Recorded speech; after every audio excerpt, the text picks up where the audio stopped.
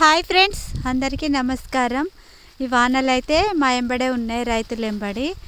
ఏదైనా కథ రాస్తే దానికి ముగింపు ఉంటుందేమో కానీ మా రైతుల కష్టానికి మాత్రం ఎప్పటికీ ముగింపు ఉండదు.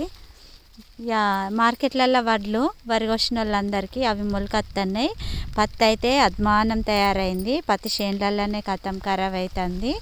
యా అప్పో చేసి పండిస్తే కథం ఈ పెట్టుబడి సూత వచ్చేటట్టే లేదు. ఇక మొత్తం ఇంత పడకున్న అప్పుడు ఆ పైసలతోటి ఇంత నూకలో వట్ట కొనుక్కొని తిందుము. అట్లనే మనం అంటే ఎట్లనో తెచ్చుకొని తింటాం.